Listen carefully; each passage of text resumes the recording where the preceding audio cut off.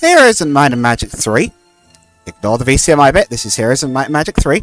Was a game I originally stumbled upon much by accident.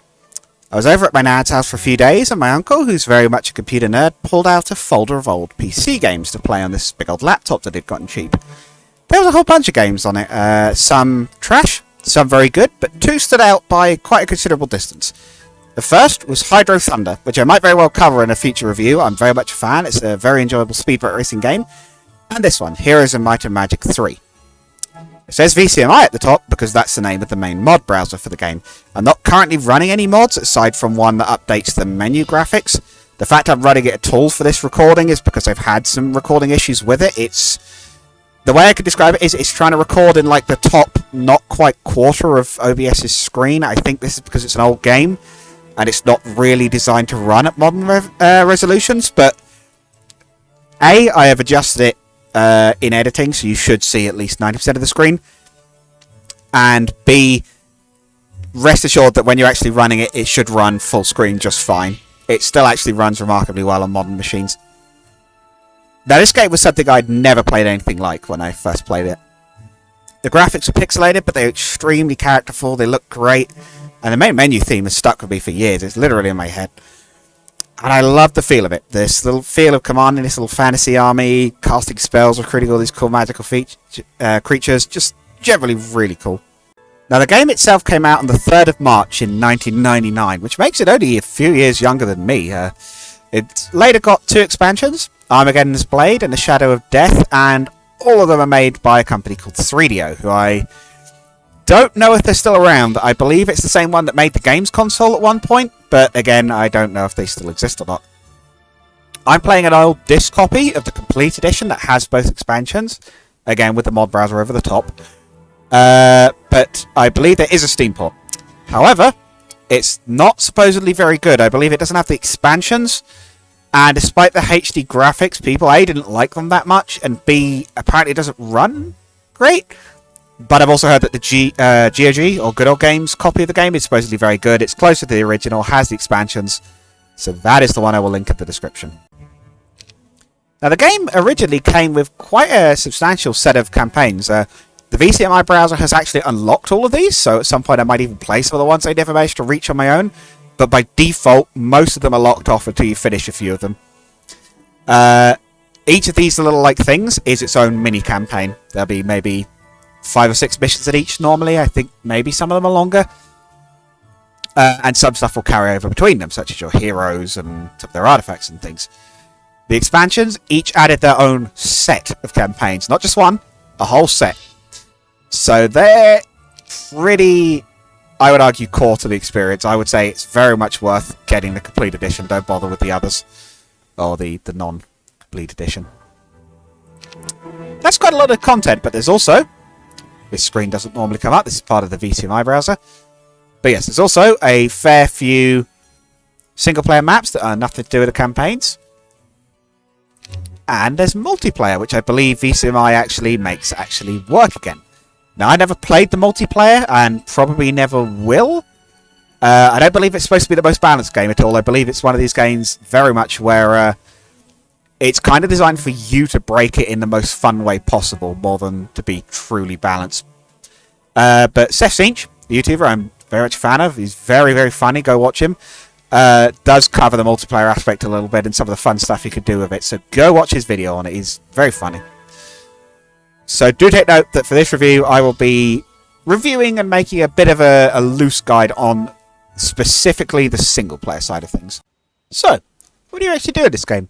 Well, you can command one or usually more heroes as they adventure across whatever map you're on for that particular mission. Whoops. Apparently it doesn't like your mouse going off screen by accident. We'll just recruit these guys quickly, because, yep, I believe these guys are coded to always join you. In an attempt to fulfill whatever objective you're trying to achieve. These objectives could vary quite a bit.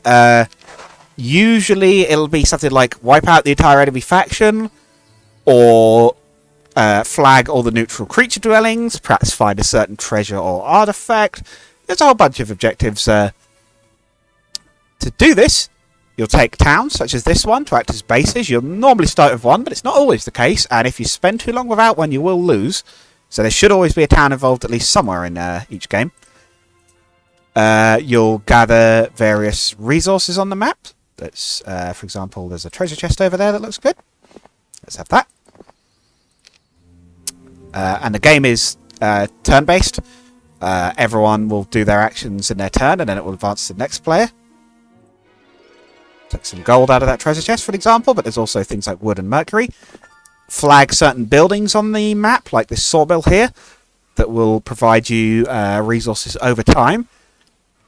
And, quite a common one, fight creatures. Oh, I meant to engage them, but that's fine. Sometimes they'll run off if they feel like they're completely outmatched, as you've seen. And you can also find artifacts, although I don't believe I'm seeing any on the map at the moment. But these artifacts get crazy. For example, Armageddon's Blade. Ah, there's an artifact out there. Lucky Clover, or Clover of Fortune, which I believe increases your hero's luck skill. But yes, to go back to Armageddon's Blade for a quick example of a artifact. It is a sword that gives you a, I believe, quite substantial bonus to some of your stats. And it also lets you cast the spell Armageddon, which is a fire AoE spell. It's normally the highest level magic. But you cast it for basically nothing at expert level, and it only hits your opponent's side. You put that on a strong enough magic hero, and your enemy will melt.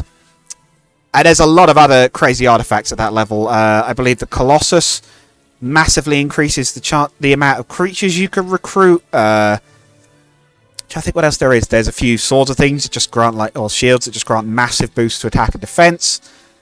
There's a cloak that lets your necromancers recruit powerful level 5 creatures instead of in the form of liches, as opposed to little skeletons. Yeah, there's a lot you can do. Now, combat is also one of the game's highlights, and there's a lot of it. You take turns moving your units, which are made of various stacks of units. So you can see I have 82 pikemen, 14 marksmen, 46 archers, 16 halberdiers, and 6 swordsmen.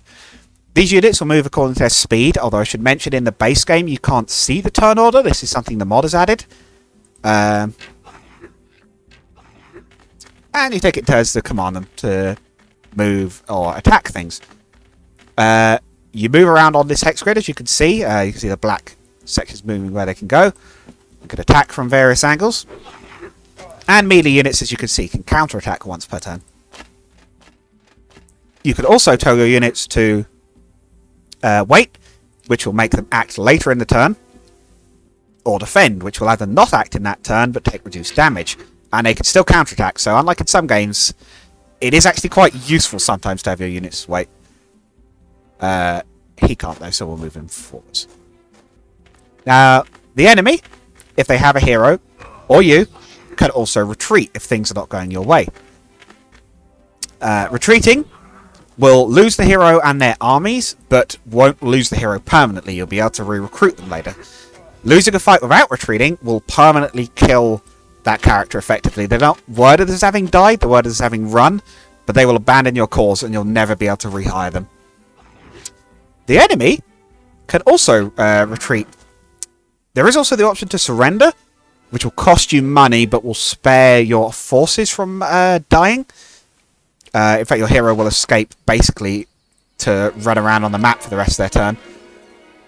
However, this is expensive and obviously can be dangerous. If your opponent is faster than you, and considering you probably moved to engage them, there's a good chance they are, they might just decide to chase you down. So you have to be a little bit careful with this.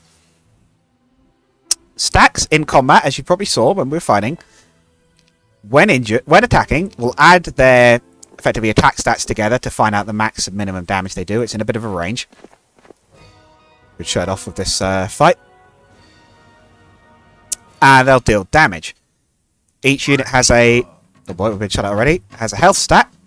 See there. And effectively, you'll knock damage off the top one in the unit. So if you do... Say this guy with 22. If I did 88 damage, it would knock 22 off, kill 1, 22 off, kill 1, and you'd kill 4 of them in total. Additionally, units have a bit of a range. So range units that can actually shoot at range. You notice the arrow's broken. That means he's outside of ideal range. It's going to do reduced damage. I'm not sure why these beholders seem to be firing sideways ballista bolts. That might be a visual bug. That's not in the base game. They're supposed to fire lasers. I think I'm going to put that down to the mod. You know what? Might have also already noticed that your heroes don't fight in person. He's here, if you've got heroes involved in the fight, and your enemy heroes will be up here. But they don't fight. But what they do is add their stats to your character stats, and they can cast magic. If they know any. Roland here has a... That's not Roland, is it? Is it Roland? I'm not sure. This guy here, anyway, has a spell book, but he doesn't know any magic. And usually heroes are divided into either caster heroes that are good at magic, or melee heroes who will usually have higher boost to your base stats. Once a side wins, and we'll try and win this battle for a bit of an example of how they go as well. I'm not necessarily finding the best here, but hopefully it gives a good example. If you had a hero involved in the fight on the winning side, they'll gain experience and can level up.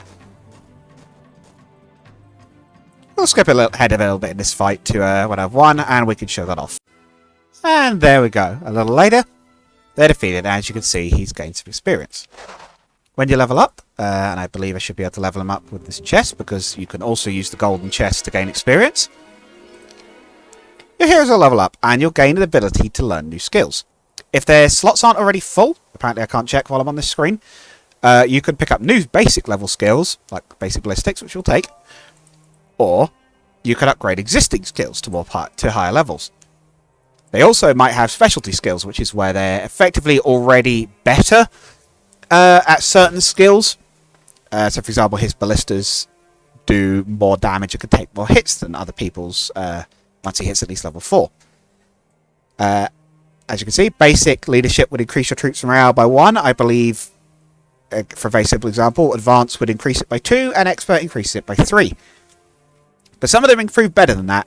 Elemental magic, for example, when leveling up, will change how your spells react. For example, a basic fire mage will cast fire spells for half the mana cost that a untrained one would.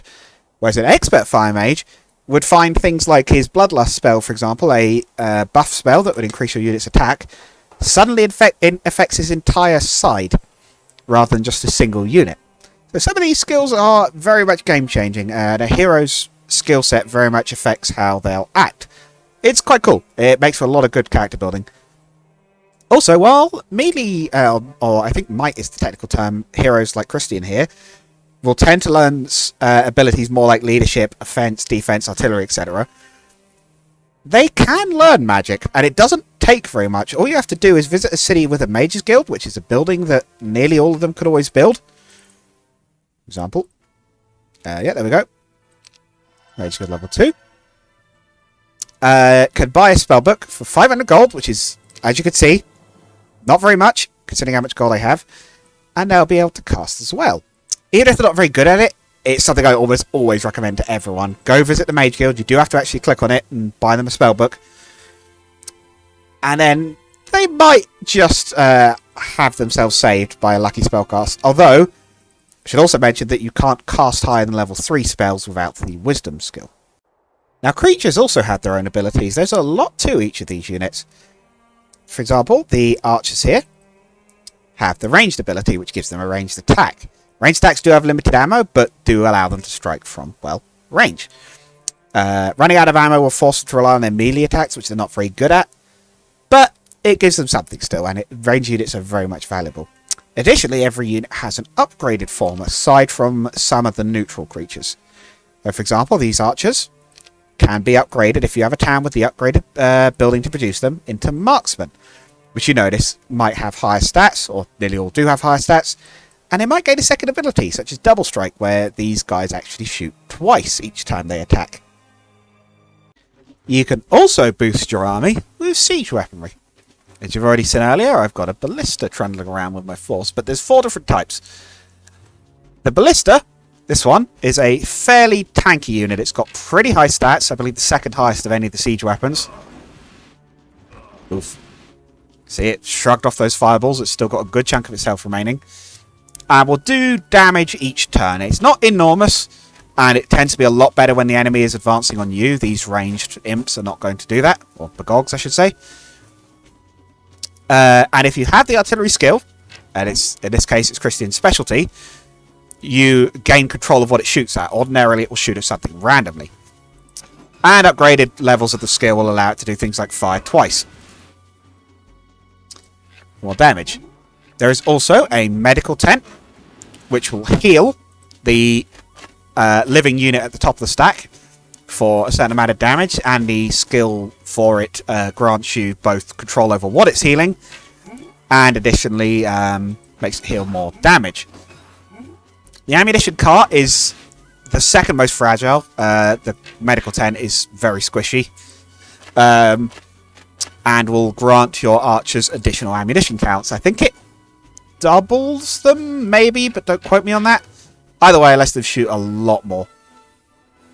And as before, yes, you can upgrade it to... no, actually, no, I tell a lie. The ammo cart is the only siege weapon you cannot learn a skill in. You can't upgrade it. But it's also the cheapest, and I'd argue usually the least helpful. Lastly is the Catapult, which is only rolled out for siege battles. The Catapult will allow you to smash down city walls, because the towns, if you have a fort, which is they usually all do by default, will grant you walls around your city when it's attacked. These walls will actually stop units crossing them, and if you have the right situation, which is rare but it can happen, you can end up with fights where your enemy literally can't hurt you. If you have ranged units, or if you've upgraded your thing beyond just a fort into, say, a citadel, you'll start to gain arrow towers and even moats that can either stop the unit further or cause damage when they try to cross them. The arrow towers will do damage each turn, and it's actually quite significant. Like, you actually do want to be a bit careful about these. So having a catapult to knock them down is almost essential for sieges. And as before, if you upgrade them, if you take skills in the siege weapons, I should say, they'll gain more effective. Like artillery, it gives you control over it, and it increases quite significantly, the chance that the catapult will not just whiff. I believe if you're untrained, I think there is a chance that the catapult will just hit and do nothing. So it will, I think the first level makes it very unlikely for that to happen, and further levels completely negate that chance and increase the chance of it doing extra damage. It should also be noticed that heroes can weigh in on sieges as well. They're obviously needed to start them, because you cannot send units off wandering around or exploring on their own. I believe they did add something along the lines of this in the next game, but in this one it was not the case. If you want to recruit units, you've got to go to where you can recruit them from. Rip that guy, and hello, Lucky Clover. Yes, I was right on that one. It does increase your luck when carried. Your heroes can carry a handful of artifacts. Siege weapons have their own slots, as you can see. And some fill in these neutral slots, some are also placed on the hero, and you can only equip one in the relevant slot. There you go, my luck has improved. I should also note that while heroes are the only ones that can move units around between towns or settlements or whatever, you can recruit units from the towns and simply leave them there, or drop units off there. These units will defend the cities when they come under siege, and you can leave them unattended. If you don't have any units on a town when it's attacked, you will immediately lose the town if an enemy hero rolls up to it. So it's best to leave at least a small force in each town that you think will be at any risk of being attacked, just to make sure they don't steal it from you. It will form normal battle. If you don't have any heroes, you will be able to command your units, but you won't be able to cast spells without them. I should also mention that there's multiple factions in this game, and they're all unique. You're not, again, as I think I mentioned this earlier, you're not limited to one faction in what you bring around with you, your units and things, or your heroes. But each faction does have its own unique stuff, from a complete set of units each to their unique buildings. And I'm going to go over them all a bit in this guide. First of all is the one you're looking at now, Castle. It's very much your sword and sorcery style town. Their units are mostly humans. You can see all of them, even if I can't recruit them all now. It's from things like pikemen and archers to griffins that can upgrade into like larger griffins effectively. Swordsmen, monks who fire ranged magic, Cavaliers, who are very strong, all the way up to Angels and Archangels. They're a good beginner's choice. They don't have any particularly bad aspects. So I would say that Castle is a reasonably good town to start with if you're unsure. Additionally, they have a handful. Each faction has a handful of, I would call them unique buildings, but most of the unique buildings are only, I would say, semi-unique. They're ones that can, some of them can be built only by a single town, but a lot of them can be shared by multiple towns, such as the Shipyard. For the unique buildings that they start with, they have the Griffin Roost that allows you to recruit more Griffins each week. Effectively, each week you can recruit up to a certain amount of creatures, and that pool will increase each week. It, I believe, keeps the units from the last week. So if you had like 20 that you hadn't recruited, it will go up to like 30, and then it will go up to 40 the week after. Yes, they have the Brotherhood of the Sword that increases morale during defensive sieges. They have the Shipyard. They have a Lighthouse, which increases the movement of all of your units at sea. But I believe, yeah, you have to be on, your city has to be on the coast to do that. They have a Stables, which increases the movement speed of each hero. A lot of these buildings will need a prerequisite. I think it might be the Brotherhood of the Sword that I have to build first, or maybe the Training Grounds even. That unlocks the Stables. Oh, no, it's there. Oh, yeah, Blacksmith and Barracks. There we go. And if you catch the Holy Grail, your one city, once it's brought back to it, on the map will be able to build, and by one city I mean you can only place it in one city, will be able to build a Grail building. In the case of the Castle Town, they get the Colossus that grants a +2 morale bonus to all your friendly units on the map, which is 2 out of the maximum of 3. So that's a very high chance of getting extra turns. An extra 5,000 gold a week, which is shared between all Grail buildings, and a +50% creature growth bonus to how many units the town can recruit. That's this number, so how many you get per week. So if I were to get it now, this town will go from recruiting 14 pikemen a week to 21. Next on the list is Conflux. Conflux was added in, I believe, Armageddon's Blade. It's a town based on the elements that focuses on, well, elemental creatures such as air, water, fire, earth. Psychic? Okay, Psychic's also here. I'm not the biggest fan of these units, I have to admit. They do have some good ones. Psychic Elementals are very tanky, and Firebirds and Phoenixes are excellent. Phoenixes especially, I believe, can self-resurrect, which is very good, and they're very strong. They do have some very cool, unique buildings, though.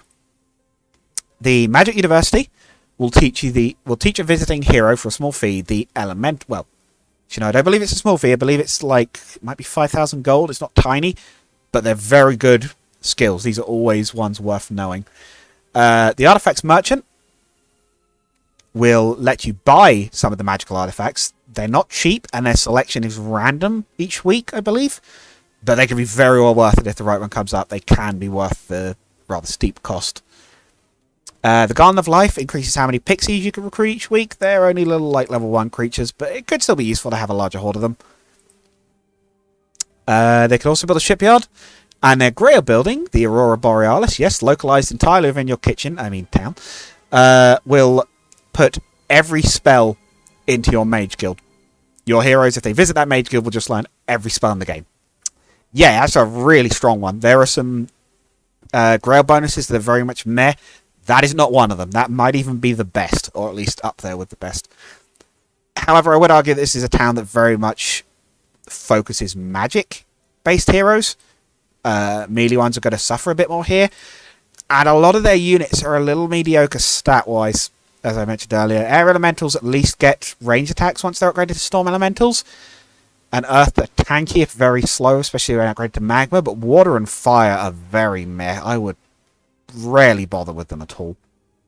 Next up is Fortress, which is a swamp town. They're a bit of an odd one. Like Stronghold, they, I believe, can only build their Mages Guild up to level 3. Mages Guild can go up to level 5, depending on what town you're in.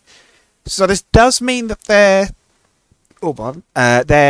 effective, what would be the way to describe it? Their spellcasting potential is a little lower by default. But, despite the fact that they only gain 1 range unit, Their units overall have a lot of actually quite powerful abilities and often quite good stats to compensate for it.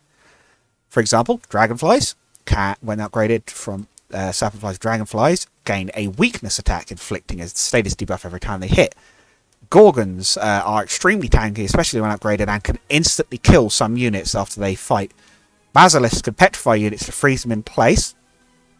And Hydras can smack multiple tiles worth of units at a turn. If they come across a group, they can actually hit all of them at once. Their unique buildings are also a bit weird. Very much defensive focus. In fact, I believe the faction as a whole has got a bit of a defensive focus to it. They have, just checking my notes here, the Blood Obelisk, which increases the defensive stats of a hero under siege, or a town under siege, as well as the Glyphs of Fear, which do exactly the same, but for... Oh no, Glyphs of Fear are defense. I must have this written down. I assume Blood Obelisk is attack then.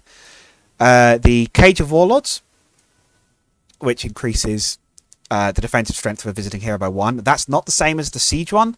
That just means that if you bring a hero there, they will train up effectively and get better at their defensive skill.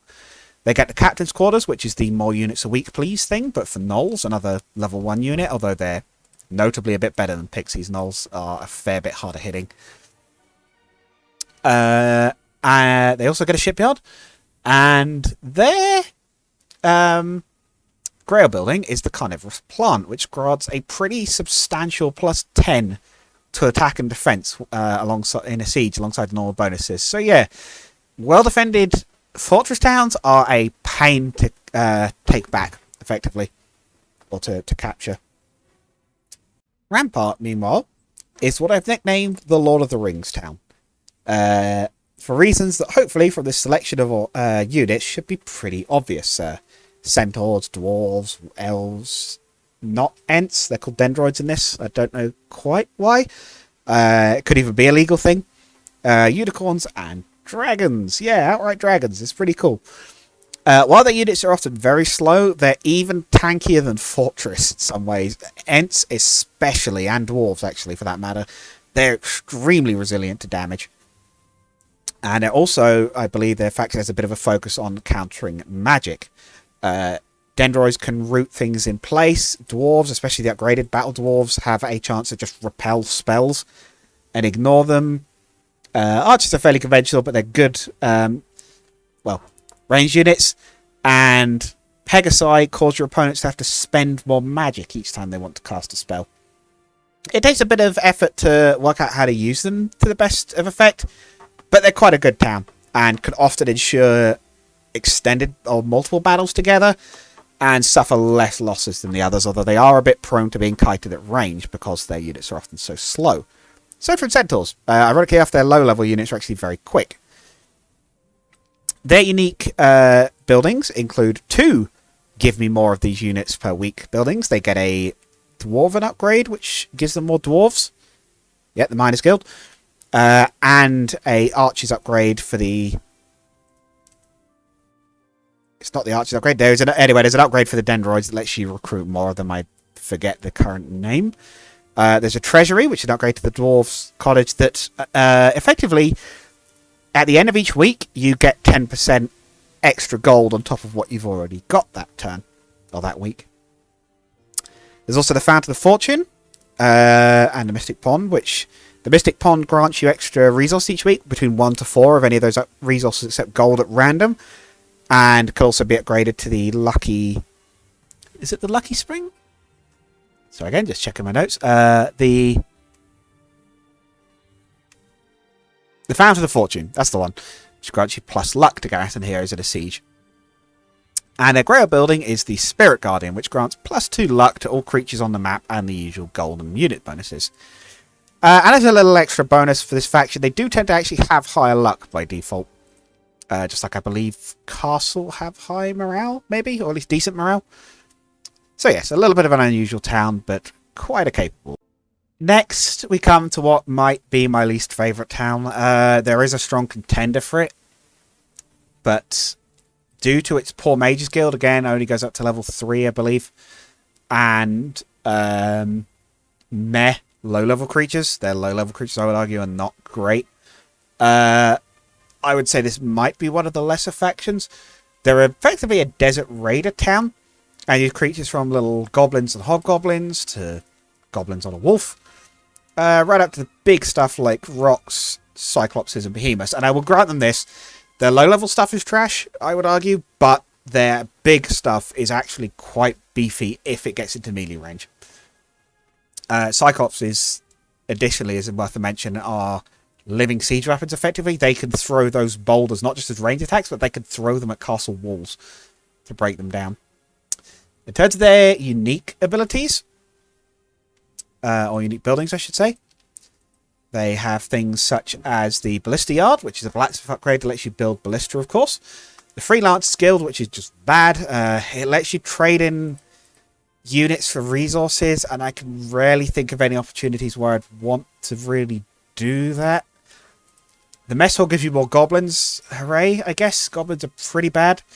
The Escape Tunnels lets your heroes retreat in a siege. Which, I mean, it could be good, but it's very situational. But if your best heroes, who are the ones that you'd want to retreat and keep their artifacts and levels, are being forced to retreat, you probably have a bigger problem at that point. It might be worth it, but I'm not sure I remember it being stellar. Additionally, their Grail building, though, means that you should have even less excuse for having to use this escape tunnel, because their Grail building grants your units plus 20 attack in a siege, which is gigantic, even if a bit situational. But to bring things up, we go from my least favourite town in terms of like theme and units, Stronghold, to my favourite town visually and in terms of units, and also the way it plays in general, Dungeon. Dungeon is an underground themed town, fairly obviously, and again, it's probably my favourite. They summon many various cave-dwelling things from troglodytes, who I think are they're kind of cute, honestly. I like these guys. To harpies, which I definitely don't think are cute, but their ability is very strong. They can effectively attack, not get countered, and then fly away again. Beholders, who shoot lasers. I mean, come on, that's just cool. Medusas, who can petrify. Minotaurs, who are just generally beefy. Manticores, who are actually, they're not great. But that's kind of their only dud unit, because they also get dragons. Red dragons are immune to most spells, and black dragons are basically immune to all spells. Yeah, Dungeon's got some good stuff. They also have some very strong, unique buildings. These range from the Artifact Merchant, again, pretty good. The Portal of Summoning, which lets you, effectively, if you flag a creature dwelling on the map, the Portal of Summoning will randomly pick one each week, and you can recruit straight to the town from there. And I actually don't even think it uses up the recruitment from that neutral dwelling. So if you also head over there, you can recruit double the amount of units each turn. And if it's something like a Dragon Cave, that's really strong if you can afford it. They also have the Mana Vortex, which is probably one of the best buildings in the game as far as I'm concerned. A hero visiting it can once a week have their maximum spell point cap doubled, and it completely refills that mana as well. Yeah, that's excellent. For casting heroes, that makes a huge difference. You can cast a lot more spells with that. They also have the Battle Scholar Academy, which grants 1,000 experience to a hero that visits, or basically a level, a lot of the time at low level. The Mushroom Rings to get more troglodytes, which doesn't do much, but there's more troglodytes, I can't really complain at that. And their Grail building is the Guardian of Earth. It's not great, but it grants plus 12 power to a defending hero, which makes their defending spells very strong, and you've got a lot of those to throw around because you're also in the town with the Mana Vortex. Overall, I'm just really a big fan of the way their faction plays. I like their units. They're definitely my favourite among the 9, I believe. Now we get to what, sadly, considering I prefer the theme more than Stronghold, might be my least favourite faction, because it's pretty, I'd say, genuinely weak, and I think a lot of other players, from what I've seen, would agree with me on that. Inferno. Inferno is the demon town, the polar opposite of Castle, and like with certain factions who have rivalries, a lot of the Inferno units will do more damage against the Castle units. Their units range, if we go into the fort, from little imps and things, fireball throwing gogs, hellhounds, demons, bigger demons, to even bigger demons. And also Erefit, who are actually pretty good. Unfortunately, while they look cool, a lot of their stuff is either meh or doesn't synergize very well. Imps are just generally a bit feeble, familiars are a bit better, and they're reasonably quick at least, so they're not awful. Gogs and Magogs, their upgrades, have an AoE fireball range attack. It's pretty cool, it's just not enormously damaging. Hellhounds and Cerberus, with their upgraded forms.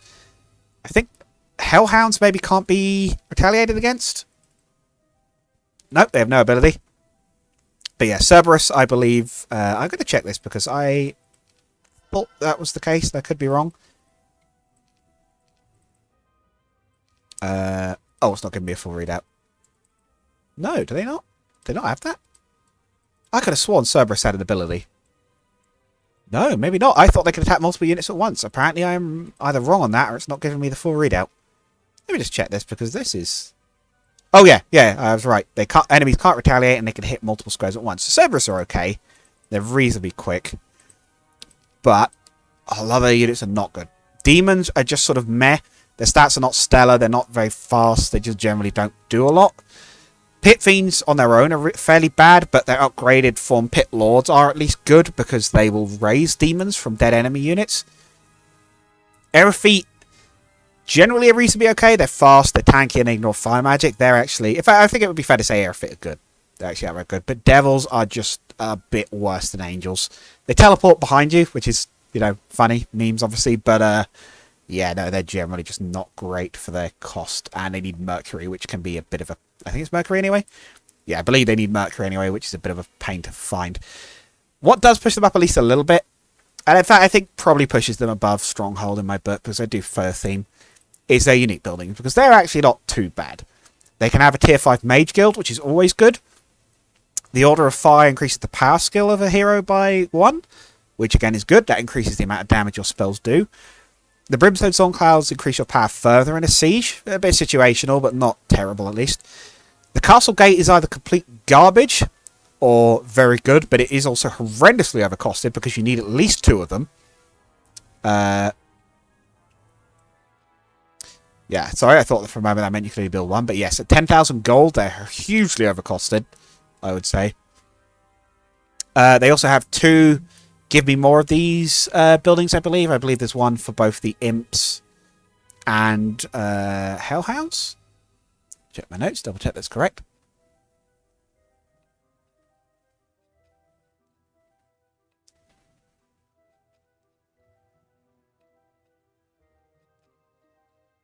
Yes, that is correct.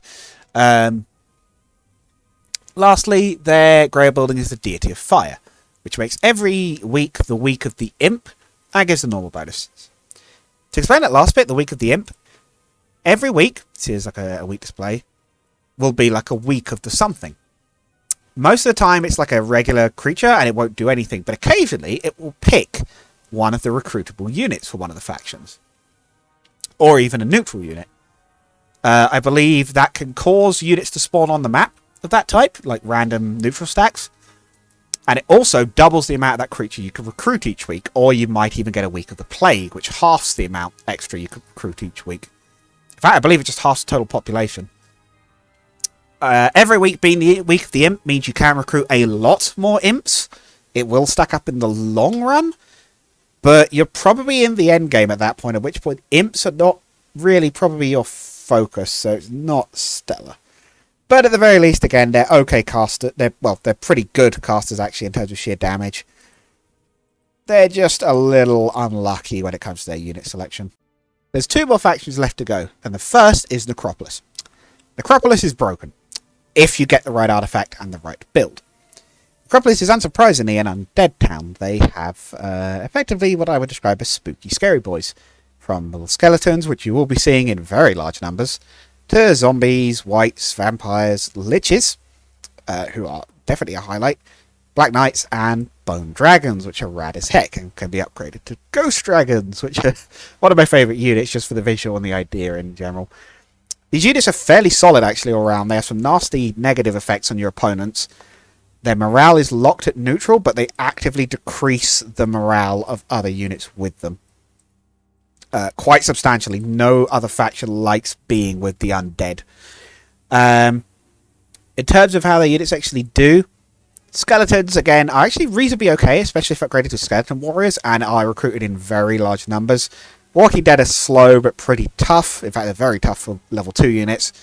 Whites drain extra spell power from your enemy, which means they can run out of magic, so they'll usually be forced to dump stuff quickly on you. Vampires fly and can also drain life to resurrect their numbers that died in that fight. Liches have ranged attacks and can be upgraded to have AoE ranged attacks.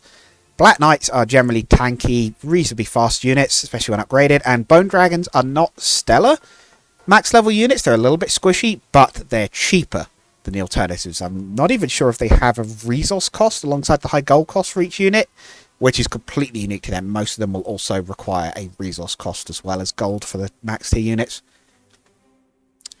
The unique buildings are probably also some of the strangest. They have the Cover of Darkness, which will effectively put the area around your town into fog of war, and it will refresh each turn that an enemy isn't within it, basically. They have the Necromancy Amplifier that increases the Necromancy skill of all your heroes by 10%, and it does stack if you have more than one. The Skeleton Transformer that lets you turn any unit into skeletons.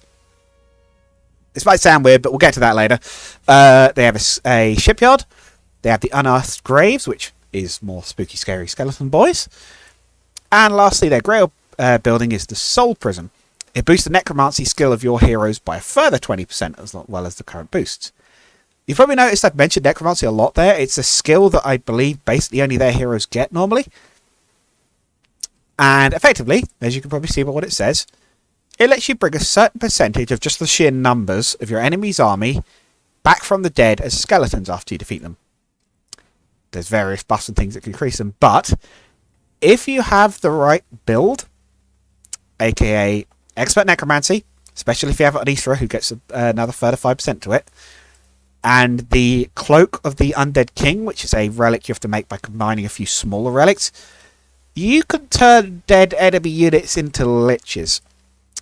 Yeah, you go from level 1 units to level 5 ranged units.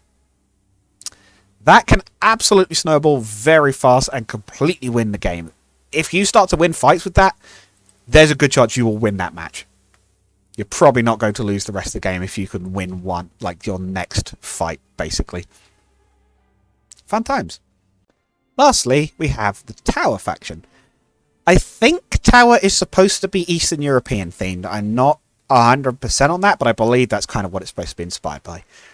They have a lot of creatures, but they include Gremlins, Gargoyles, Golems, Magi, Genies, Naga, who will mess you up, and Giants, which are graded to Titans, who are probably some of the beefiest max tier units in the entire game. A lot of their stuff does neat things. They're a little bit weird, a bit eclectic, but I would say nearly all of their units do something cool. Gremlins are tier 1 units that, when upgraded into Master Gremlins, get a ranged attack. They actually throw those balls. Gargoyles are just a bit all round, but Obsidian Gargoyles are quite fast. Iron Golems and Stone Golems can take up a good deal of punishment despite being slow. Magi have a fairly strong ranged attack. Genies can cast a spell on your friendly units, although it is random. I think it's always beneficial, but it is random. Nagas will just generally mess you up as you can't retaliate against them, and they're just generally beefy and high statted. And Giants, which upgrade to Titans, are, I believe, the only high tier unit with a ranged attack. They'll just straight up throw thunderbolts at you.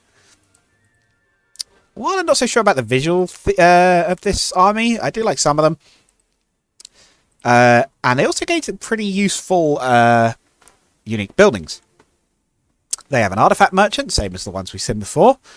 They have the library, which adds an extra spell to each tier of their mage guild, which I should note goes up to level 5. They're another one of the ones that get a full tier mage guild. The Wall of Knowledge increases a hero's knowledge by 1. What a surprise. Knowledge effectively is your hero's mana cap. I believe their maximum spells points is basically 10 times their knowledge skill.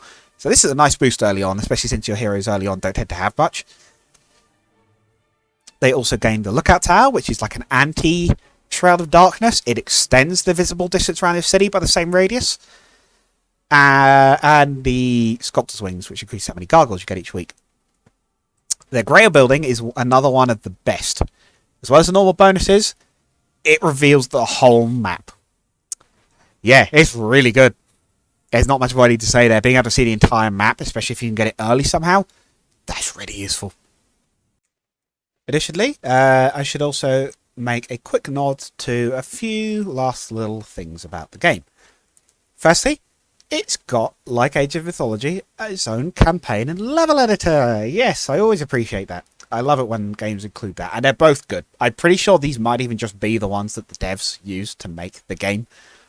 I'm pretty sure you could do everything that the base game did in this. There's also a pretty good community out there online. I believe I've tried some custom-made campaigns. And there's also mods out there, as you saw by the fact I was using the mod browser at the beginning, although I switched over because I was having some issues with it crashing. I think that's more to do with me probably having an out-of-date version and a possibly slightly janky install. I'm not too sure on that one. I believe the highlight mod is one called Horn of the Abyss, which, as well as rebalancing the base game, also adds its own fully fleshed out faction with a pirate town, and I believe even its own siege weapon in the form of the cannon. The other thing to mention in a moment, because I'm going to have to edit this map slightly to be able to actually show off this, is going over magic a little bit more in depth, because it's one of the most fun parts of the games, I would say. As said, the other thing to go over quickly, as the last main thing to maybe mention a bit more in depth, is magic. The magic is split into multiple elements, although every element can learn magical arrow. And the spells will improve if you have the relevant elemental magic skills. Additionally, each one will cost a certain amount of mana to cast, your current amount being shown here. Fire has a lot of offensive and AoE spells. Things like Bloodlust that makes your units mad, do more damage, Curse that reduces the amount of damage the enemy will do to its minimum out of its max or minimum range. Blind, which straight up prevents ranged units. No, it's not the one that stops ranged units stacking. I am wrong. It's the one that stops enemies even being able to move. I mean, it might be Forgetfulness that does that. Berserk just makes your enemy fight themselves. And yes, at high levels, this does become an AoE spell. So yes, you can, depending on positioning, potentially have the entire enemy force just fight themselves for a turn. It's pretty funny. And while a bit position dependent, they also have a few things such as Firewall that makes it impossible for enemies to... Well, makes it possible for enemies to pass through an area, but they'll take damage when they do it. And if you're lucky enough to get a good bit of positioning on the map, that can be a real problem. You also get Armageddon that I mentioned earlier that just does damage to everything. Air magic is effectively, I would say, almost speed magic. They get some pretty strong offensive spells, actually, and also some very useful buffs. Lightning Bolt is a decent single target damaging attack, while Chain Lightning will jump between enemies, although I believe it can strike friendlies if you're unlucky. Counterattack, or Counter-Strike lets you counterattack more, although it's not one that I see very often, but it is quite useful. Fortune improves your luck. Haste improves your unit's speed. This, at expert level, is extremely strong. All of a sudden, your units are absolutely sprinting across the map, even the slow ones. And Hypnosis lets you... Well, I've heard the joke that lets you waste your turn, and unfortunately, a lot of the time, that's right. It does put an enemy unit under your control temporarily. The problem is it doesn't tend to work on a lot of the bigger stuff you'd actually, well, want it to work on. They also have Destroy Undead, which I've never seen cast, but it would be quite useful if you're fighting an undead army, and I believe, again, does affect the whole thing. So while situational, while I keep forgetting about it, is actually not bad. Water magic is effectively the healer's magical tree, but they definitely have some other good stuff, and it's also good for buffs. Cure removes negative spell effects and heals your units. Bless causes your units to do maximum damage in combat, and yes, again, with expert magic will affect your entire army, and yeah, that is scary. The entire enemy army doing the maximum damage is a big bonus, especially if you stack it on top of other buffs. Remove obstacles could just delete problems. There's protection from spells that reduce the damage you take from certain elements spell. I've not really ever used those, but I believe they could be useful situationally. Ice Bolt and Frost Rings are reasonable damage spells, but not quite as good as the Fire or Air ones, I'd say. Forgetfulness could disable ranged attacks entirely at higher levels. Teleport could zap your slow units around. Clone could duplicate a stack temporarily until they take damage. Mirth improves morale, and again, on your entire army could be very good. Prayer I've not used much, but is a very powerful buff, and all the elements also have the ability to summon an elemental related to their faction. And the higher level you are, the more of them it summons. Lastly is Earth. Earth is a little bit more utility based, but it's no less scary for it. They've got some really nasty stuff. Slow cripples enemy movement speed. You drop this on a dwarf and you could absolutely just wander around the map sniping it. You also have things such as Stone Skin and Shield to increase defense of your units. Death Ripple hits all non-undead units, and that's usually a lot more useful than Destroy Undead, because that's a lot more of the total unit pool, even if it doesn't do quite as much damage, especially if you're running an undead army. Animate Dead will get the dead off the ground, and if at higher levels, they'll stay alive after the fight, so you can potentially finish a fight with no losses. Quicksand, like Fire's equivalent landmine, will create invisible to your enemy patches on the ground, and an enemy wandering to Quicksand loses its turn, and the higher level you are, the more you get. Forcefield is a bit like Wall of Flame, but completely blocks off an area, and it's one to not ignore. I've actually made good use of that. Earthquake smashes castle walls, and at higher levels will hit more of them. Meteor Shower is a fairly decent AoE. Sorrow I've not used before, but it feels like what I should. Reduced enemy morale, especially at max level, to reduce the entire force's morale. Could completely stuff them. Oh, Resurrection and... You know what? I'm not entirely sure out of Animate Dead and Resurrection, which is the one that permanently resurrects your units. I think it's Resurrection. And as one of the last ones, Implosion.